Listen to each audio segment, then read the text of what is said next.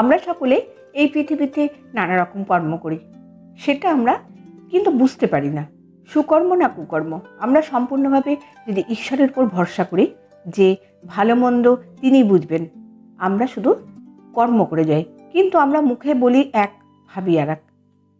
কেউ কারো ভালো সহ্য করতে পারি না।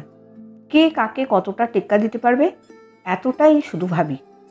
একবারও ভাবি না আমার ভাগ্যে যেটুকু লেখা আছে আমি তাই পাবো। ঈশ্বরের ভরসা রেখে যার যার কর্ম করে যাই। তবে শুধুমাত্র আমার কর্ম খারাপ, ভাগ্য খারাপ বললেও কিন্তু চলবে না, তাহলে ভাগ্য শুয়েই থাকবে। এই জন্য আমাদের একটু চেষ্টা করতে হবে। সামনে ফলহারিণী কালিকা পূজা। ফলহারিণী অর্থাৎ আমাদের ভাগ্যের যত খারাপ দোষ তিনি হরণ করে নেন, বিনিময়ে সৌভাগ্য প্রদান করেন।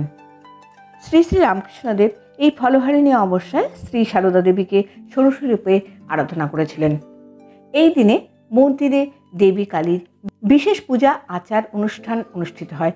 সবচেয়ে গুরুত্বপূর্ণ নিয়ম হলো মায়ের কাছে পূজা দেয়া, কালী নাম সংকীর্তন, অঞ্জলি, আরতি এবং জপ ও ভোগ প্রদান। এদিন যে কোনো কালী মন্দিরে আপনি 16টি কলা নিবেদন করুন। এতে সমস্ত বাধা দূর হয়ে 16 কলা মনোবাসনা পূর্ণ হয়, এটাই মানুষের বিশ্বাস। তান্ত্রিক শিক্ষায় ফলহারিণী হলেন দেবী কালীর এক রূপ। কালীর এই রূপ কর্মের ফল ধ্বংস করার জন্য প্রায়শ্চিত্ত করা হয়। তিনি খারাপ কর্মের ধ্বংসকারী দেবী।